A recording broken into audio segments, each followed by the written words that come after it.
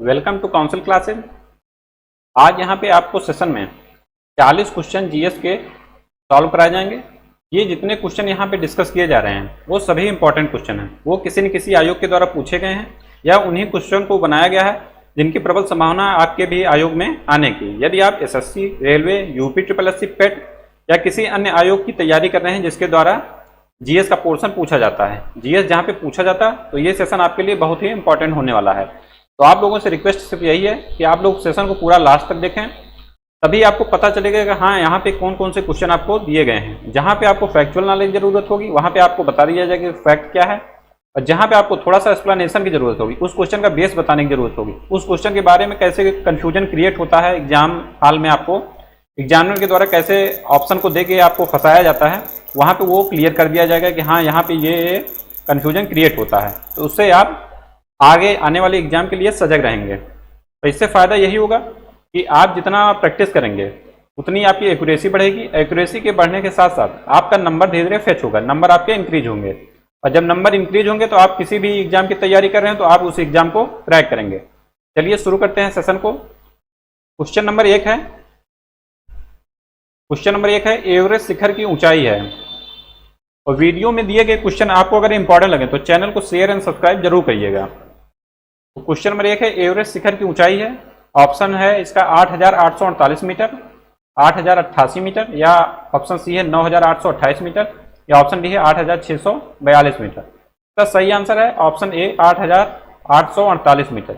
ये डिजिट आपको याद होनी चाहिए, एकदम रटी होनी चाहिए कि इसकी ऊंचाई एवरेस्ट शिखर की इतनी ही है, क्योंकि ये क्वेश्चन बहुत बार पूछा गया है कि सर्वोच्च विश्व का सर्वोच्च शिखर कौन सा है, तो वो है एवरेस्ट। विश्व का सर्वोच्च शिखर है ये एवरेस्ट। तो इसके बाद ये क्वेश्चन और बन सकता है कि इसमें विश्व का द्वितीय सर्वोच्च शिखर कौन सा है, तो वो आपका हो जाएगा सेकंड नंबर का K2 या गार्डविन ऑस्टिन। आजकल एग्जाम में आप देखेंगे कि फर्स्ट न पूछ के, जब एग्जामिनर को थोड़ा सा पेपर आपको आपके लिए टफ बनाना होगा, वो फर्स्ट न पूछ के सेकंड या थर्ड नंबर की चीजें पूछता है वो। जैसे आप देखेंगे रैंकिंग का क्वेश्चन जो आता है करंट में, जैसे मानव विकास सूचकांक पूछ लिया, भ्रष्टाचार सूचकांक पूछ लिया, शांति सूचकांक पूछ लिया, तो उसमें आप जैसे फर्स्ट तो याद करिए, फर्स्ट के साथ साथ सेकंड थर्ड नंबर का भी याद करिए, और भारत की स्थिति कहाँ पे है उसको भी याद करिए। तो ये आजकल की स्ट्रेटजी बन गई है, फर्स्ट एंड लास्ट किसी भी चीज में। यहाँ विश्व है, वहाँ का लास्ट क्या है, भारत में फर्स्ट और लास्ट क्या है। अगर यूपी का आप एग्जाम दे रहे हैं तो यूपी में भी फर्स्ट एंड लास्ट कहाँ पे है, और यूपी की स्थिति कहाँ पे है, और भारत की स्थिति कहाँ पे, ये सब हमको देखते हुए चलना है, चाहे आप करंट पढ़िए चाहे स्टैटिक जीके है जीएस पढ़िए। तो चलते हैं क्वेश्चन नंबर 2 की तरफ। क्वेश्चन नंबर 2 है, पानीपत की तीसरी लड़ाई कब हुई थी। तो पानीपत की तीसरी लड़ाई हुई थी आपकी 1761 में, ऑप्शन बी 1761 में पानीपत की तीसरी लड़ाई हुई थी। इसका आप डेट भी याद रखिए, 14 जनवरी 1761 को पानीपत का तीसरा युद्ध लड़ा गया। किनके मध्य लड़ा गया, ये लड़ा गया अहमद शाह अब्दाली एंड मराठा सेनापति थे उस समय सदाशिवराव भाऊ। मराठा सेनापति सदाशिवराव भाऊ, इनके मध्य में ये युद्ध लड़ा गया। अब आपके एग्जाम में ये पूछा जाने लगा है कि युद्ध किनके मध्य लड़ा गया। तिथि भी पूछी जाती है, जो क्वेश्चन बहुत बार रिपीट हो चुके हैं उनकी अब तिथि भी पूछी जाती है। तो सभी क्वेश्चन के आपको तिथि नहीं याद करना है, जहां बताया जाए वहीं उसी को आप नोटिस करिए। और जो क्वेश्चन आपको ना आ रहे हैं सेशन में, 40 क्वेश्चन में अगर सब आ रहे हैं तो आप कमेंट में लिखिए हाँ 40 क्वेश्चन मेरे सही हैं, 38 सही हैं, 35 सही हैं। अगर जो क्वेश्चन नहीं आ रहे हैं वो आप एक कॉपी बना लीजिए, उसमें लिखते जाइए। प्रैक्टिस का यही एक फायदा है कि जब आप गलत करें तो उसको लिखें, तभी जब दोबारा ये क्वेश्चन आपको सेट में दिखेगा प्रैक्टिस सेट में तो आप उसको सही करेंगे। क्वेश्चन नंबर 3 है, निम्नलिखित में से किसको दीनबंधु कहा जाता था। तो दीनबंधु कहा जाता था आपका CF एंड्रयूज को। और यही एक क्वेश्चन और बनता है एग्जाम में, देश बंधु किसको बोलते हैं। देश बंधु उपनाम किसका है, तो ये नाम है चित्तरंजन दास जी का। आप दास से देश का संबंध लगा के एक ट्रिक बना सकते हैं कि चित्तरंजन दास जी को देश बंधु कहा जाता था और CF एंड्रयूज को दीन बंधु कहा जाता है। वेरी इंपॉर्टेंट क्वेश्चन है, ये कंफ्यूजन खूब क्रिएट करता है एग्जाम में, आप दीन बंधु और देश बंधु में। नेक्स्ट क्वेश्चन देखते हैं, क्वेश्चन नंबर 4, मोर को भारत के राष्ट्रीय पक्षी के रूप में मान्यता कब प्रदान की गई। तो मोर को मान्यता प्रदान की गई 1963 में, 26 जनवरी 1963 को मोर को भारत का राष्ट्रीय पक्षी के रूप में स्वीकार किया गया। नेक्स्ट क्वेश्चन है क्वेश्चन नंबर 5। क्वेश्चन नंबर 5 है आपका, क्वेश्चन नंबर 5 है आपका, मुस्लिम लीग की स्थापना हुई थी किस सन में? तो इसकी स्थापना हुई थी 1906 में, 30 दिसंबर 1906 को इसकी स्थापना हुई थी। यहाँ पे डेट भी याद रखिए। और इसकी स्थापना हुई कहाँ थी? इसकी स्थापना हुई थी ढाका बांग्लादेश में, ढाका बांग्लादेश में। और किनके द्वारा की गई थी इसको भी याद रखना है। स्थान हो गया, ये सन हो गया, ये तिथि हो गई आपकी, और इसके साथ किसके द्वारा की गई थी इसको भी याद रखिए। ये स्थापना हुई आगा खान, सलीमुल्लाह खान एंड मोहसिन उल मुल्क। आगा खान हो गए, उसके बाद आपके हो गए सलीमुल्लाह खान,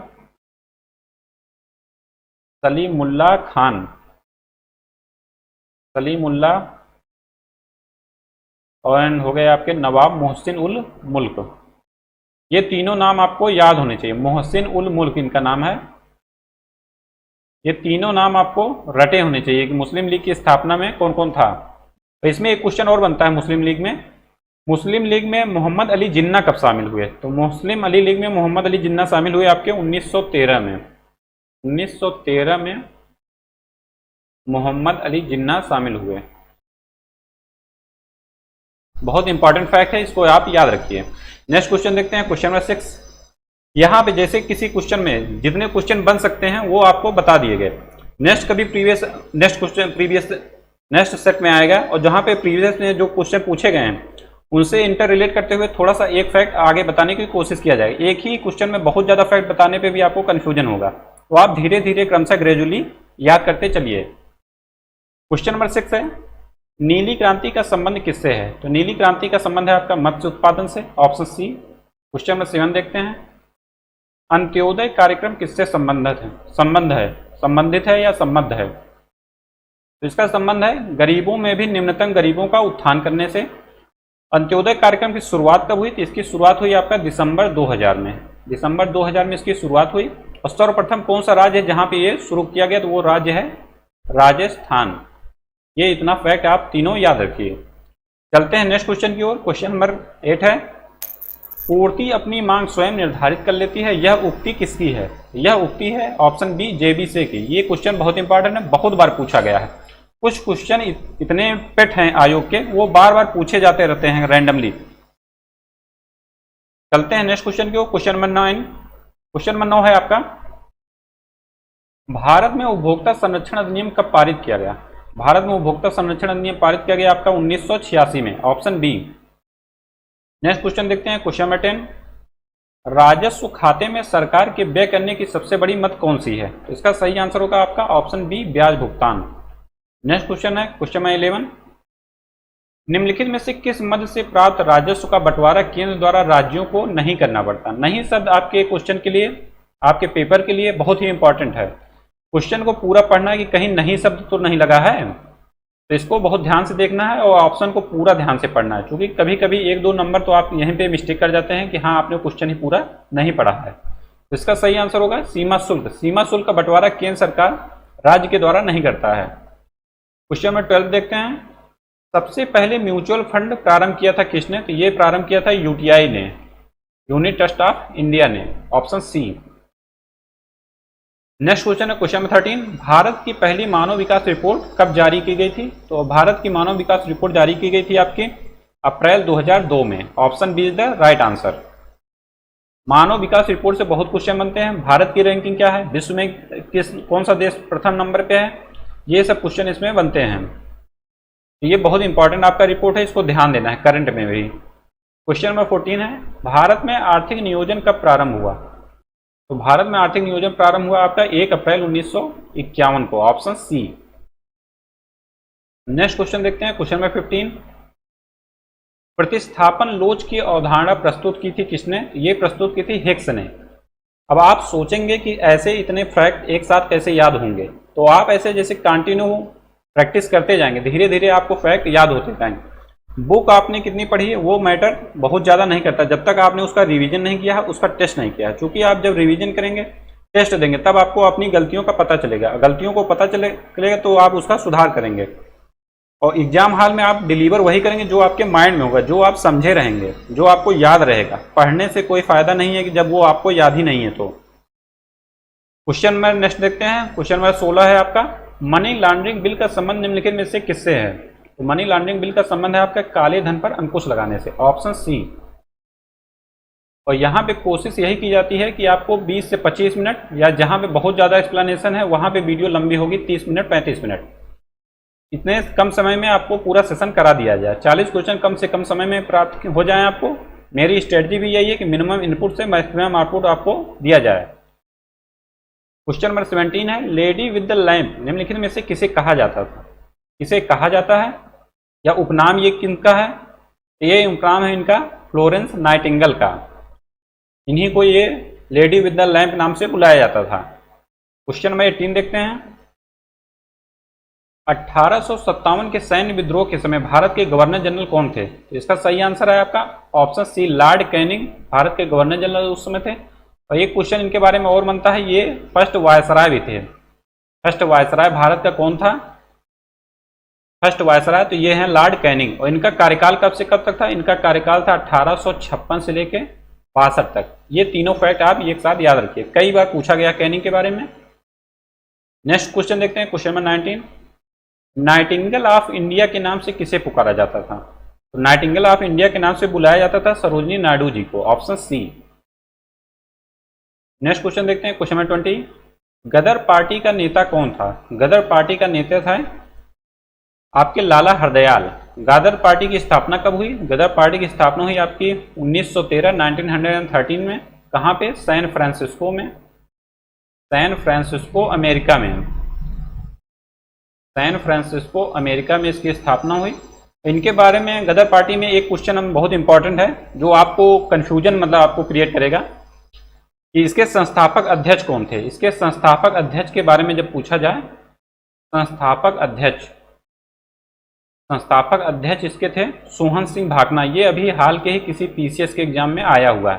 तो पीसीएस में आया है तो आपके एसएससी में भी आ सकता है, रेलवे में भी आ सकता है, क्योंकि क्वेश्चन जो होते हैं किसी भी टॉपिक से रिपीट ही होते हैं। क्योंकि आपका हिस्ट्री वही है, ज्योग्राफी वही है, पॉलिटी वही है, इकोनॉमिक्स वही है, साइंस वही है। तो क्वेश्चन जो हैं दूसरे आयोग के द्वारा दूसरे आयोग में पूछे जाते रहते हैं, उन्हीं टॉपिक से रिलेट करके उनसे एक कदम आगे बढ़ के ये आपको सोचना है कि कहाँ पे क्या याद करना है। इसके संस्थापक अध्यक्ष थे Sohan Singh Bhakna. Sohan Singh Bhakna, very important fact है। नेक्स्ट क्वेश्चन है क्वेश्चन नंबर 21, निम्नलिखित महिलाओं में से कौन अखिल भारतीय कांग्रेस की सर्वप्रथम अध्यक्षा नियुक्त हुई? तो सर्वप्रथम नियुक्त हुई एनी बेसेंट जी, प्रथम महिला। ये किस अधिवेशन में नियुक्त हुई? ये अधिवेशन था इनका 1917 का कोलकाता अधिवेशन। 1917 का कोलकाता अधिवेशन, यहाँ पे ये प्रथम महिला भारतीय राष्ट्रीय कांग्रेस की अध्यक्षा नियुक्त हुई। और जब क्वेश्चन में पूछा जाए प्रथम भारतीय महिला जो भारतीय राष्ट्रीय कांग्रेस की अध्यक्ष नियुक्त हुई, वो थी सरोजिनी नायडू जी। किस अधिवेशन में? तो 1925 के ये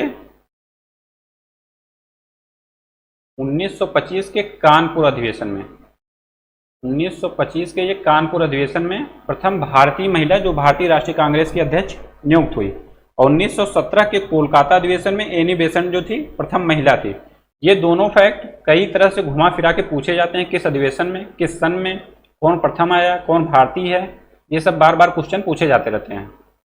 नेक्स्ट क्वेश्चन देखते हैं क्वेश्चन नंबर 22, पंजाब में अहमदिया आंदोलन किसने प्रारंभ किया था? तो इसका सही आंसर होगा आपका option D, Mirza Ghulam Ahmad, option D. Next question देखते हैं क्वेश्चन नंबर 23। क्वेश्चन नंबर 23 है आपका, एशिया में द्वितीय विश्व युद्ध के पश्चात अपने को स्वाधीन घोषित करने वाला पहला देश कौन सा था? इसका सही आंसर होगा अपना देश Bharat, option A. Next question है क्वेश्चन नंबर 24, सीमांत गांधी या फ्रंटियर गांधी के नाम से कौन जाने जाते हैं? फ्रंटियर गांधी, ये कभी कभी हिंदी में लिखा रहता है कि फ्रंटियर गांधी के नाम से कौन जाने जाते थे। इसका सही आंसर होगा खान अब्दुल गफ्फार खान। और एक ये आंदोलन से जुड़े थे, उस आंदोलन का नाम है लाल कुर्ती आंदोलन। इसके बारे में भी पूछा जाता है कि इस आंदोलन से कौन जुड़े थे। लाल कुर्ती आंदोलन से जुड़े थे खान अब्दुल गफ्फार खान। इनको सीमांत गांधी या फ्रंटियर गांधी के नाम से भी जाना जाता था। नेक्स्ट क्वेश्चन है क्वेश्चन नंबर 25, आईएनए का गठन हुआ था? आईएनए का गठन हुआ था ऑप्शन सी सिंगापुर में। किस सन में हुआ था? 1942 1942 में किसके द्वारा? मोहन सिंह के द्वारा। मोहन सिंह के द्वारा आईएनए का गठन हुआ था सिंगापुर में। नेक्स्ट क्वेश्चन देखते हैं, क्वेश्चन नंबर 26।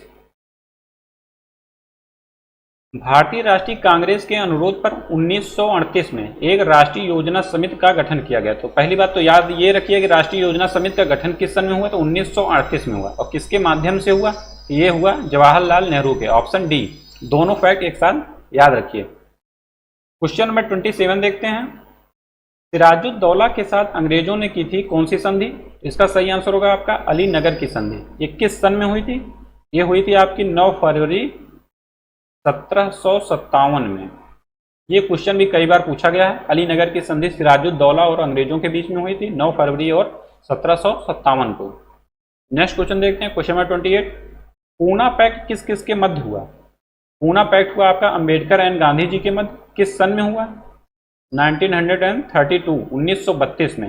और यहाँ पे एक क्वेश्चन और बनता है जो आपको कंफ्यूजन क्रिएट करेगा कि पूना पैक्ट पे हस्ताक्षर किसने किसने किया। तो आपके माइंड में आएगा कि जिनके मध्य हुआ उन्हीं ने हस्ताक्षर किया होगा, लेकिन यहाँ पे ऐसा नहीं है। यहाँ पे हस्ताक्षर किए थे मदन मोहन मालवीय गांधी जी की तरफ से, मदन मोहन मालवीय एंड अंबेडकर। तो गांधी जी की तरफ से मदन मोहन मालवीय ने सिग्नेचर किया था। ये इंपॉर्टेंट फैक्ट आप याद रखिए, वेरी इंपॉर्टेंट फैक्ट है ये। मदन मोहन मालवीय ने हस्ताक्षर किया था पूना पैक्ट पे। क्वेश्चन नंबर नेक्स्ट देखते हैं 29। सती प्रथा का निषेध किया गया किस सन में? इसका निषेध किया गया 1829 में। उस समय गवर्नर जनरल कौन थे? उस समय गवर्नर जनरल थे विलियम बेंटिक। विलियम बेंटिक उस समय गवर्नर जनरल थे। इनके बारे में भी पूछा जाता है बार बार। नेक्स्ट क्वेश्चन देखते हैं, क्वेश्चन नंबर 30। 13 अप्रैल 1919 को जलियांवाला बाग में एक आम सभा आयोजित की गई थी। किस लिए आयोजित हुई थी? उसका सही आंसर है आपका ऑप्शन बी, लोकप्रिय नेताओं की गिरफ्तारी का विरोध करने के लिए। नेक्स्ट क्वेश्चन देखते हैं, क्वेश्चन नंबर 31। क्वेश्चन नंबर 31 है आपको, भगत सिंह को निम्नलिखित में से किस कारण फांसी की सजा दी गई थी? तो इनको सजा हुई थी जनरल सैंडर्स की हत्या करने के कारण। और कब हुई थी फांसी? तो फांसी हुई थी इनको 23 मार्च 1931 को। और इनके साथ साथ में सुखदेव और राजगुरु को भी फांसी हुई थी, सुखदेव एंड राजगुरु को। ये आप डेट याद रखिए कि किस दिन और किस सन में इनको फांसी हुई थी, 23 मार्च 1931 को। और इसी को शहीद दिवस के रूप में भी मनाया जाता है, शहीद दिवस। और एक शहीद दिवस मनाया जाता है महात्मा गांधी के, जिस दिन उनका इंतकाल हुआ था 30 जनवरी को। तो दोनों फैक्ट एक साथ आप याद रखिए। और डेट आपको याद होनी चाहिए कि फांसी किस दिन दी गई, 23 मार्च 1931 को। जैसे कोई बार कोई टॉपिक या कोई पॉइंट 2-3 बार आपको डिस्कस किया जाता है या आप उसको सुनते हैं, तो आपको बाई डेट बाई सन वो आपको याद हो जाएगा, ऐसा हम उम्मीद करते हैं। इसीलिए उसको 2-3 बार बोला जाता है। क्वेश्चन नंबर 32 है, सन 1857 के निम्नलिखित नेताओं में से किसने सबसे पहले अपना बलिदान दिया? तो इसका सही आंसर है option D, Mangal Pandey. Question number 33 है, प्लासी का युद्ध कब हुआ था? तो प्लासी का युद्ध हुआ था आपका ऑप्शन सी 1757 में। ऐसे ही जल्दबाजी आपको बिल्कुल नहीं करनी है, वहां पे ध्यानपूर्वक ऑप्शन को पूरा पढ़ना है तभी टिक करना है। अब 57 देखे लास्ट में, आगे देखे नहीं कि हाँ 15 लिखा है कि 16 लिखा है कि 17 लिखा है। तो आपका सही आंसर होगा ऑप्शन सी 1757। क्वेश्चन नंबर 34 देखते हैं, भारतीय सिविल सेवा में चुने गए पहले भारतीय का नाम क्या था? इसका सही नाम है आपका सत्येंद्र नाथ टैगोर जी, ऑप्शन ए। ये पहले भारतीय थे जो सिविल सेवा में चुने गए थे। नेक्स्ट क्वेश्चन है क्वेश्चन नंबर 35। क्वेश्चन नंबर 35 है आपका, सांप्रदायिक निर्वाचन क्षेत्रों की पद्धति की शुरुआत भारत में किसके द्वारा हुई? तो इसकी शुरुआत हुई मार्ले मिंटो सुधार के द्वारा 1909 में। 1909 मार्ले मिंटो सुधार के द्वारा ये शुरुआत हुई। क्वेश्चन नंबर 36 देखते हैं, स्वराज मेरा जन्मसिद्ध अधिकार है, यह स्टेटमेंट किसका है? तो यह स्टेटमेंट है आपका बाल गंगाधर तिलक का, या ये कथन है लोकमान्य तिलक का। ये स्वराज मेरा जन्मसिद्ध अधिकार, ये स्टेटमेंट इन्होंने दिया कब था?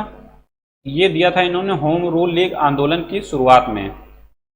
होम रूल लीग आंदोलन की शुरुआत में इन्होंने स्टेटमेंट ये दिया कि स्वराज मेरा जन्मसिद्ध अधिकार है। और होम रूल लीग आंदोलन शुरू कब हुआ? ये शुरू हुआ आपका 1916 में। नेक्स्ट क्वेश्चन है क्वेश्चन नंबर 37। भारत में अंग्रेजी शिक्षा प्रारंभ की थी किसने? लॉर्ड मैकाले ने, ऑप्शन बी। नेक्स्ट क्वेश्चन देखते हैं क्वेश्चन नंबर 38। बंगाल में स्थायी बंदोबस्त किसने शुरू किया था? यह शुरू किया था लॉर्ड कॉर्नवालिस ने। किस सन में शुरू किया था? यह सन है आपका 1793 में। कोई भी फैक्ट आपका छूटेगा नहीं इस सेशन में या नेक्स्ट सेशन में या किसी भी सेशन में, आपको वो बताया जाएगा। क्वेश्चन जितने पूछे गए हैं एग्जाम में, वो एक भी क्वेश्चन ऐसे नहीं रहेंगे जो आपके किसी न किसी प्रैक्टिस सेट में न बताए जाएं, और उन्हीं से प्रबल संभावना बनती है आपके भी एग्जाम में आने की, या उन्हीं टॉपिक से एक कदम आगे बढ़ के जो क्वेश्चन बन सकते हैं उसी को बताया जाएगा यहाँ पे सेशन में आपको। नेक्स्ट क्वेश्चन देखते हैं क्वेश्चन नंबर 39। भारत के स्वतंत्रता संग्राम के दौरान केसरी का संस्थापक संपादक कौन था? केसरी का संस्थापक संपादक था ऑप्शन ए बाल गंगाधर तिलक जी। क्वेश्चन नंबर 40 देखते हैं। आज के सेशन का ये लास्ट क्वेश्चन है। महात्मा गांधी का दांडी मार्च कब प्रारंभ हुआ था? इनका दांडी मार्च प्रारंभ हुआ था 12 मार्च 1930 को। और कहां से प्रारंभ हुआ था? ये प्रारंभ हुआ था साबरमती से। ये क्वेश्चन अभी आपके हाल के लेखपाल के एग्जाम में पूछा गया कि दांडी मार्च कहां से प्रारंभ हुआ, तो साबरमती से प्रारंभ हुआ 12 मार्च 1930 को। और ये खत्म कब हुआ? ये खत्म हुआ आपका 6 अप्रैल 1930 को। और यहाँ दांडी मार्च में गांधी जी के साथ कितने अनुयायी थे? अनुयायियों की संख्या है 78। तो एक क्वेश्चन और बनता है प्रतिनिधि के बारे में 72। जब भारतीय राष्ट्रीय कांग्रेस का प्रथम अधिवेशन हुआ था, प्रथम अधिवेशन भारतीय राष्ट्रीय कांग्रेस का, तो वहाँ पे 72 अनुयायियों ने भाग लिया था। 72 और 78 में आपको कन्फ्यूजन होगा, इसलिए याद रखिए 72 अधिवेशन में भाग लिए थे जो भारतीय राष्ट्रीय कांग्रेस का हुआ था, और 78 भाग लिए थे दांडी मार्च में। तो 72 वैसे भी कम है, तो वो प्रथम है, पहले आया 1885 में जब भारतीय राष्ट्रीय कांग्रेस का अधिवेशन हुआ, और 78 बड़ा भी है और बाद में भी याद रहा, तो आप इससे भी याद कर सकते हैं कि ये बाद में आया दांडी मार्च में। नेक्स्ट क्वेश्चन, ये आज का सेशन का लास्ट क्वेश्चन था। और इसी तरह के सेशन को प्राप्त करने के लिए आप हमारे चैनल को शेयर एंड सब्सक्राइब जरूर करें। प्लेलिस्ट में प्लेलिस्ट पूरी बना दी गई, जितने उसमें वीडियो दी गई हैं, जितने क्वेश्चन दिए गए हैं, सभी के सभी इंपॉर्टेंट है आपके एग्जाम पॉइंट ऑफ व्यू से। आप किसी भी एग्जाम की तैयारी कर रहे हो, अगर वहाँ जीएस पूछा जाना है तो ये सेशन आपके लिए बहुत इंपॉर्टेंट है, और जितना प्लेलिस्ट में वीडियो सभी के सभी इंपॉर्टेंट हैं। मिलते हैं नेक्स्ट वीडियो में। Thank you so much.